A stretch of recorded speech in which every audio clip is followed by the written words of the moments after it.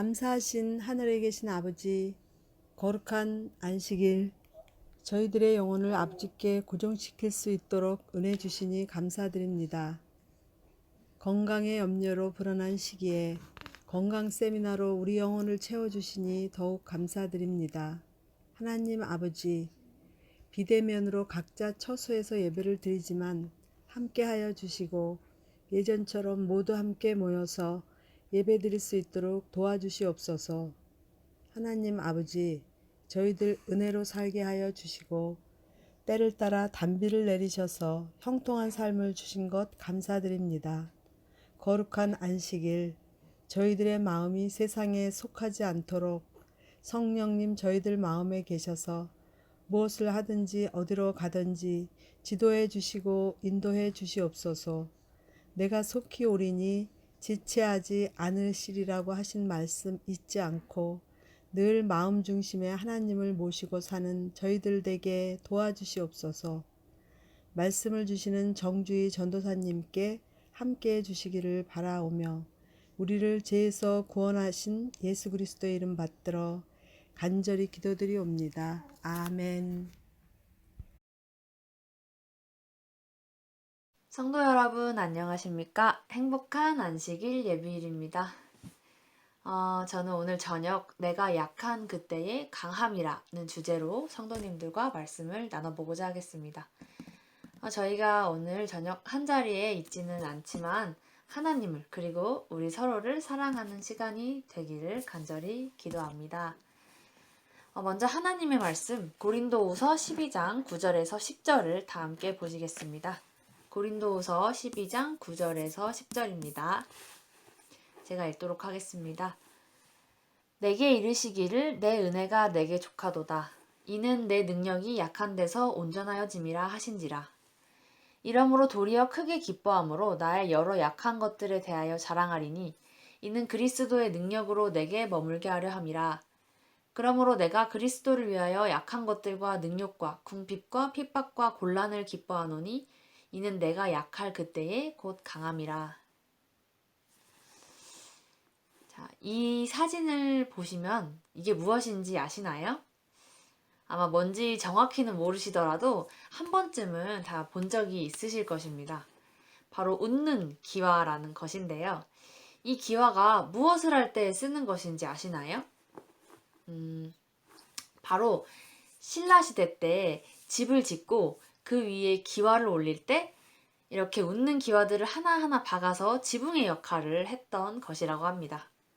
지붕에 이렇게 웃는 얼굴들을 두고 늘 행복하게 살았나 봅니다. 그런데 사람들은 이런 말을 합니다. 웃는 기와는 깨졌기 때문에 유명해졌다. 이 웃는 기와는 오른쪽 위와 아래가 약간 부셔졌는데 그 덕분에 더욱 고풍스러운 느낌을 들게 합니다. 저도 사실 웃는 기와는 이 깨진 사진만 보았지 이렇게 완성된 있는 사진은 처음 보았는데요. 살짝 어색한 느낌을 받았습니다. 서울대 미술사학과를 졸업하신 이광표 교수님은 웃는 기와를 두고 이런 말씀을 하셨습니다. 누군가는 온전할 때가 최고이며 더 가치가 있다고 말할지 모르겠지만 이 기와는 그렇지 않은 것 같다. 이렇게 절묘하게 일부만 부서져 온전했을 때의 모습보다 더한 매력을 뽐낸다. 오늘은 이렇듯 본문 성경절을 통해 웃는 기와와 같은 우리의 삶을 한번 비춰보고자 합니다. 이 고린도후서는 신약의 거의 대부분을 구성하고 있는 바울의 서신 중 하나인데요. 특별히 이 고린도후서는 신약 전서 중 바울의 사적 그리고 개인적 감정이 가장 많이 드러나는 편지입니다.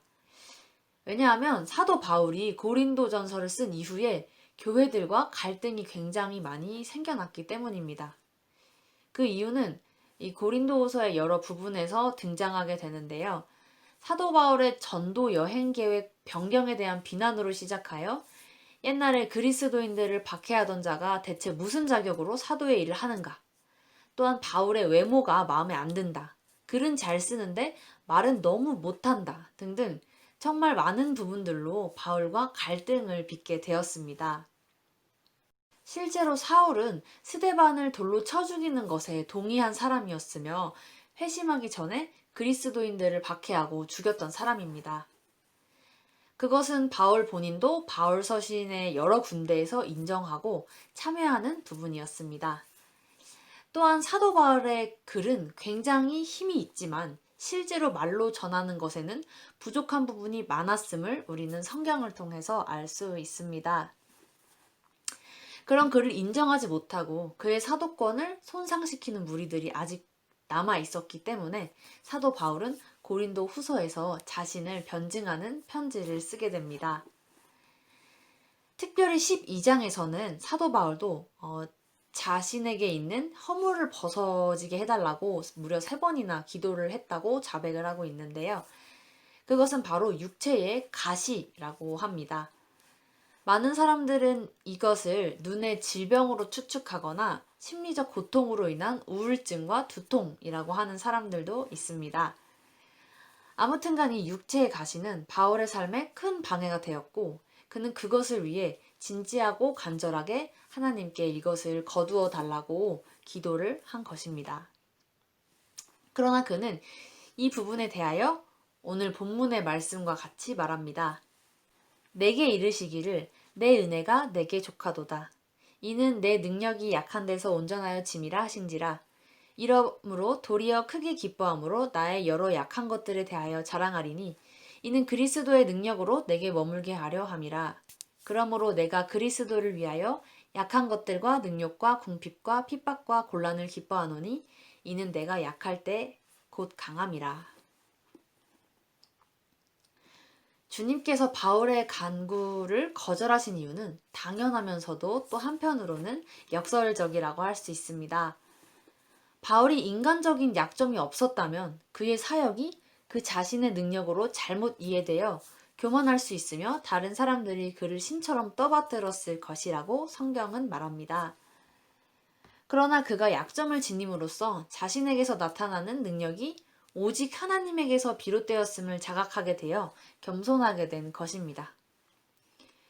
겸손한 자에게 하나님은 늘 은혜를 주시고 바울은 끊임없이 그 은혜를 누리며 하나님 안에서 늘 거하게 된 것입니다.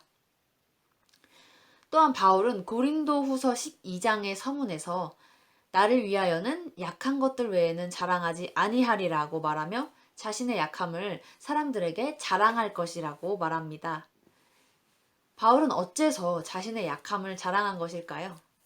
고린도후서에서 끊임없이 자신의 약함에 대해서 반박을 하고 변론을 하던 이 사도 바울이 왜 사람들에게 갑자기 자신의 흠과 약점에 대해서 자랑을 하게 된 것일까요? 저는 여기서 질문을 하나 하겠습니다. 사람의 일생은 늘 흠이 없고 고결해야 하는가에 대한 질문인데요. 우리는 살아오면서 그리스도인의 일생은 흠이 없고 고결해야 한다고 배웠습니다. 그러나 사실 성경의 위인들을 살펴보면 흠이 없는 사람들을 찾아보기가 힘듭니다. 먼저 애굽의 총리 요셉. 그는 애굽 노예 출신의 감옥에 갔다 온 전과자였습니다.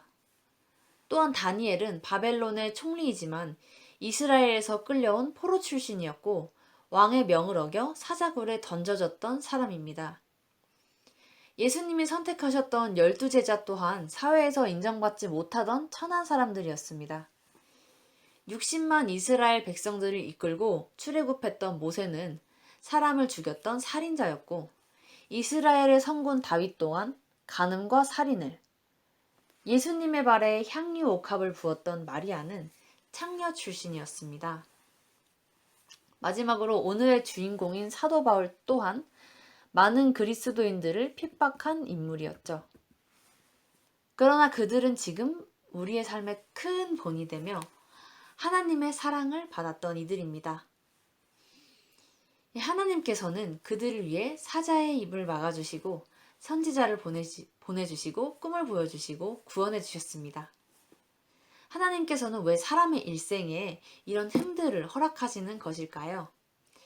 그냥 편안하고 온전한 삶을 살다가 완벽한 삶으로서 살다 가면 안 되는 것일까요? 옛날 한문에 백문불여일견이라는 말이 있습니다. 100번 듣는 것이 한 번 보는 것보다 못하다는 뜻으로 직접 경험해야 확실히 알 수 있다는 말이지요. 사람이랑 그런 것 같습니다. 직접 보고 느끼고 경험한 사람과 듣기만 한 사람은 확실히 다른 것 같습니다. 이순신 장군이 12척의 배로 330척의 외척을 물리칠 수 있었던 이유는 우리나라 바다의 특징에 대해 늘 보고 연구하고 전쟁 전날까지 나가서 이 바다의 흐름을 파악했기 때문이었습니다. 같은 지도를 가지고도 일본을 물리칠 수 있었던 이유입니다. 젊을 때 고생은 사서도 한다라는 말이 있듯이 인생에 생기는 수많은 흠들은 나를 더 단단한 사람으로 만들어줍니다. 그러나 중요한 부분은 이러한 흠들과 역경들이 사람을 더 이해심이 많은 사람으로 만들어준다는 것입니다. 제가 20살 때 대학을 합격했을 때 일이었습니다. 저희 대학교 1학년은 이제 의무로 참석해야 하는 아주 큰 행사가 있는데 그 행사가 바로 이제 선지자 학교라는 행사입니다. 전국에 있는 중고등 학생들이 모여서 3박 4일 동안 하나님을 찬양하고 하나님을 나누고 하나님을 만나는 큰 행사이기 때문에 저희 학과 신입생들은 전부 투입이 돼서 행사를 도와주는 역할을 맡았습니다. 그렇게 다가오는 선지자 학교라는 행사를 준비하며 기다리고 있는데 어느 날 이제 거울을 딱 봤는데 제 몸에 뭔가 이상이 생겼다는 것을 알게 되었습니다. 그래서 거울을 이렇게 딱 봤는데 이 목 이쪽에 하얀 반점 같은 것이 보여서 이거를 물로 씻어도 사라지지 않고 또 햇볕에 그을리게 돼도 그 부분은 타지 않고 다른 부분만 타는 것을 제가 관찰을 했습니다. 그래가지고 대수롭지 않게 생각했는데 우연히 그걸 보신 부모님께서 병원에 한번 가보자 이렇게 말씀하셔서 병원에 갔고 저는 그날 불치병 판정을 받게 되었습니다. 그래서 이 병이 백반증이라는 병이었는데 제가 검색을 한번 해봤더니 전 인구의 1%만 걸리는 자가 면역 질병이라는 것이었습니다. 그래서 사람의 피부색을 결정하는 세포를 저희가 멜라닌 세포라고 하는데 이 멜라닌 세포가 특정 부분에서는 사라지게 되고 죽게 되고 소실되어서 몸의 색깔이 점점 사라지는 질병이었습니다. 그래서 햇빛을 받아도 이 하얀색 반점이 있는 부분은 타지 않고 점점 시간이 갈수록 온 몸으로 퍼지게 되는 그런 불치병 판정을 받았었습니다.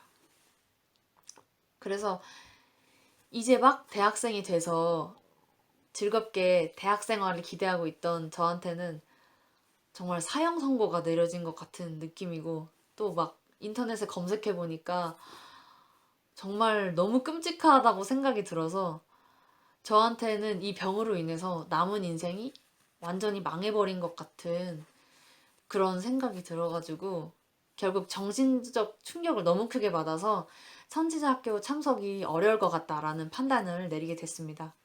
그래서 이 선지자학교 측에 전화를 해가지고 전화를 딱 걸었더니 한 여자 선배께서 받으셨는데 제가 열심히 설명을 했어요. 내가 이러이러한 사정이 있어서 참석을 못하겠다. 건강상에 큰 문제가 생겼다.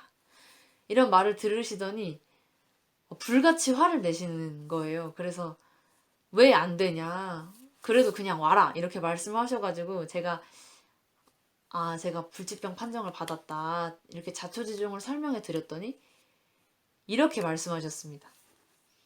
아니 저기요. 어차피 제 후배로 입학할 거 아니에요? 이렇듯 사람은 자신이 경험하지 않으면 상대방이 아무리 난처한 입장에 처해도 잘 이해를 하지 못합니다. 아파본 사람과 아파보지 않은 사람에게 똑같은 아픔을 보여주면 그 아픔을 이해하는 정도가 다릅니다. 저희 할머니께서는 지금 6년째 암 환자이신데 저는 6년을 암 환자인 할머니 옆에 서 살았어도 그 마음을 100%로 이해해 본 적이 없습니다.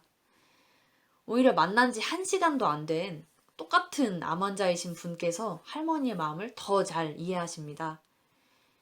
사랑해보지 않은 사람은 사랑을 알지 못합니다. 용서해보지 못한 사람은 용서를 알지 못합니다. 인내해보지 않은 사람은 인내를 알지 못하고 100년을 살아보지 않은 사람은 이 100년의 세월을 이해하지 못합니다. 그렇기에 하나님께서는 흠 많은 이들의 삶을 돌보아 주시고 빛을 발하게 해주시는 것입니다. 로마서 5장 20절입니다. 죄가 더한 곳에 은혜가 넘쳤나니. 아버지를 버리고 떠난 탕자의 삶에도 유대인들의 증오의 대상이었던 삭개오의 삶에도 말입니다.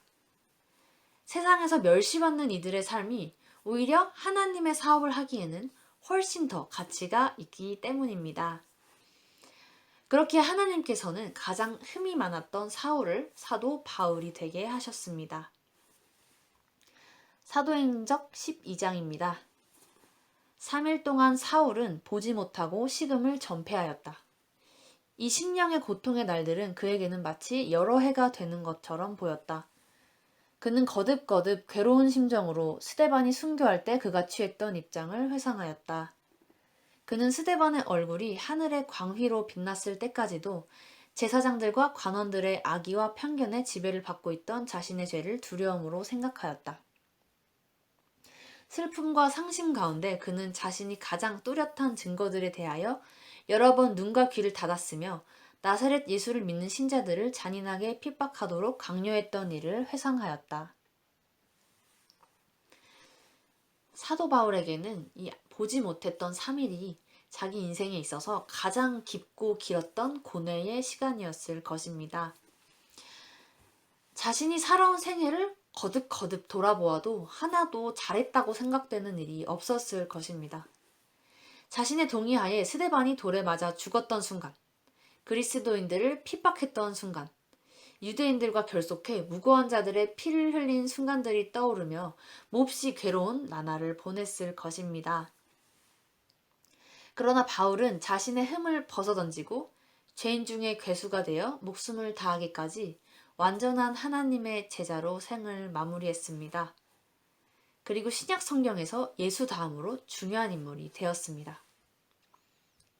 고린도후서 13장입니다. 그리스도께서 약하심으로 십자가에 못 박히셨으나 오직 하나님의 능력으로 살으셨으니 우리도 저희 안에서 약하나 저희를 향하여 하나님의 능력으로 저와 함께 살리라. 성경은 예수님 또한 약하셨기 때문에 십자가에 못 박히셨다고 말하고 있습니다. 예수께서도 한없이 약한 순간들이 많으셨습니다. 예수님께서도 가정에서 형제들에게 비난받으시며 자주 슬픔에 차 계셨고 위로조차 받지 못하셨다고 시대의 소망은 말합니다. 그래서 예수께서도 위로를 얻고자 나사로와 마리아의 집을 자주 방문하셨습니다. 또 예수께서도 친히 당신의 목숨을 노리는 자들을 피하기 위하여 한 선교지에서 다른 선교지로 자주 옮겨 다니셨습니다. 예수님께서도 낙담하고 슬픔에 빠져있는 제자들이 안타까워 다가가 웃음 주시기를 좋아하시던 분이셨습니다. 예수께서도 앞으로 제자들에게 닥칠 엄청난 일들이 걱정되어 매번 잔소리를 반복하시던 분이셨습니다. 예수께서도 겟세마네 동산에서 내 아버지여 만일 하실만 하시거든 이 잔을 내게서 지나가게 하옵소서 하고 기도하셨습니다. 예수께서는 사람의 속성을 너무나도 잘 아는 분이십니다. 우리는 누군가가 나의 고통과 슬픔에 대해서 함부로 왈가불가할 때 이렇게 말합니다. 너가 직접 겪어봤어? 함부로 알지도 못하면서 아는 척하지 마. 우리가 각 개인의 고통에 대해서 아무리 얘기해도 직접 경험하지 않는다면 모르는 것입니다. 그렇게 예수께서는 모두 경험하셨습니다. 그분께서는 그런 우리를 잘 아시고 우리 곁에 오셔서 우리와 같은 아픔을 겪으셨습니다. 그리고 나를 그 누구보다도 잘 이해하십니다. 저는 늘 곁에서 함께하는 할머니의 고통을 완전히 이해하지는 못합니다. 그러나 하나님께서는 다 알고 계십니다. 내가 하나님께 너무 힘들다라고 말하기 전부터 이미 알고 계십니다. 우리는 살아가면서 내가 한없이 약해지고 무너져가는 모든 순간순간마다 바울의 말을 기억해야 합니다. 내가 그리스도를 위하여 약한 것들과 능욕과 궁핍과 핍박과 곤란을 기뻐하노니 이는 내가 약할 그때에 곧 강함이라. 내가 약할 때에 하나님께서는 나를 위한 계획을 세우시고 더 큰 은혜를 부어주시려고 준비하고 계십니다. 그리고 그렇게 약속하셨습니다. 고린도후서 13장입니다. 저가 너희를 향하여 약하지 않고 도리어 너희 안에서 강하시니라. 지금 이 순간 너무나도 버겁고 의지할 곳이 없는 영혼들이 너무나도 많은 것이 현실입니다. 사실 저도 그렇습니다. 이런 연약한 순간 세상의 것을 의지하지 말고 하나님께서 약속하셨던 온전함을 믿고 나아가시는 청학교의 성도 여러분 되시기를 기도하며 오늘의 말씀을 마치겠습니다. 무언가를 빠르게 이루려 하고 조금은 쉽게 포기하는 현대인들에게 큰 교훈을 주는 새끼곰의 영상이 화제입니다. 영상은 새끼곰과 어미곰이 러시아 마가단 지역의 한 설산을 오르는 장면으로 시작합니다. 얼핏 봐도 굉장히 가파르고 미끄러운 설산이죠. 곰들이 한 걸음 한 걸음 걸을 때마다 언덕 아래로 눈덩이들이 굴러 떨어집니다. 어미곰은 몇 번 미끄러지긴 했지만 나름의 노하우로 언덕에 오르는데 성공합니다. 하지만 힘이 약한 새끼곰은 만만치 않습니다. 어미곰이 언덕에 오르는 순간 새끼곰은 버티지 못하고 미끄러집니다. 어미곰에게 도움을 청하거나 길을 우회할 수 있을 것 같지만 새끼곰은 포기하지 않습니다. 미끄러져 내려가자마자 이 정도 시련은 예상했어 라고 말하는 듯 바로 언덕을 오르기 시작합니다. 어미곰은 이를 안쓰러운 듯 쳐다봅니다. 이번에는 미끄러진 수준이 아닙니다. 눈이 쌓이지 않은 산 아래까지 빠른 속도로 떨어졌죠. 조금은 쉬면서 재정비를 해도 될 것 같은데 새끼곰은 이번에도 쉬지 않습니다. 몇 번의 실패를 통해 얻은 노하우로 언덕 위까지 거침없이 올라갑니다. 성공! 이들은 새끼곰을 가만히 지켜보는 어미곰에 주목했습니다.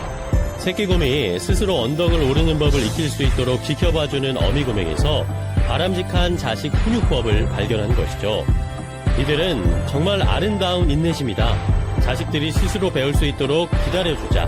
과잉 보호를 그만두자 등의 소감을 댓글로 남겼습니다.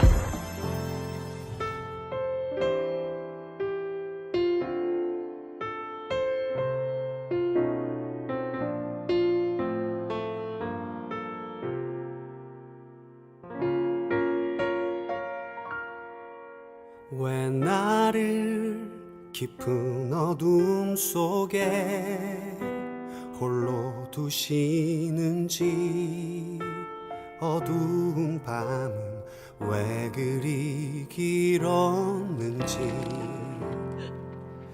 나를 고독하게 나를 낮아지게 세상 어디도 기댈 곳이 없게 하셨네.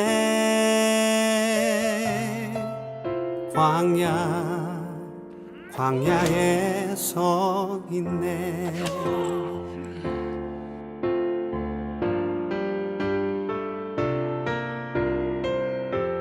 주님만 내 도움이 되시고 주님만 내 빛이 되시는 주님만 내 친구 되시는 광야. 주님 손 놓고는 단 하루도 살 수 없는 곳 광야에 서 있네.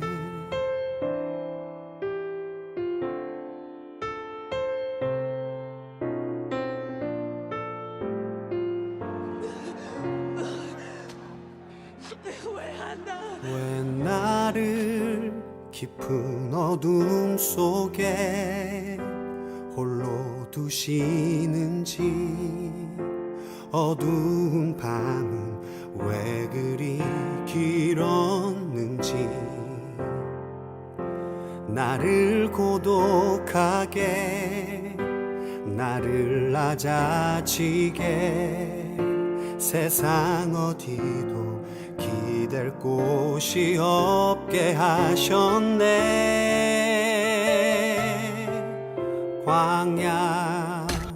광야에 서 있네.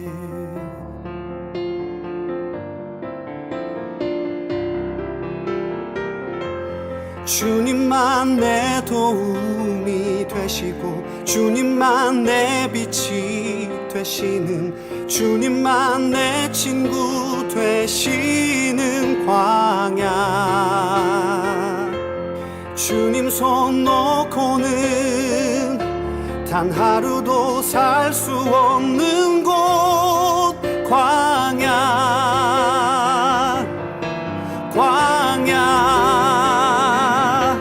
주께서 나를 사용하시려 나를 더 정결케 하시려 나를 택하여 보내신 그곳 광야. 성령이 내 영을 다시 태어나게 하는 곳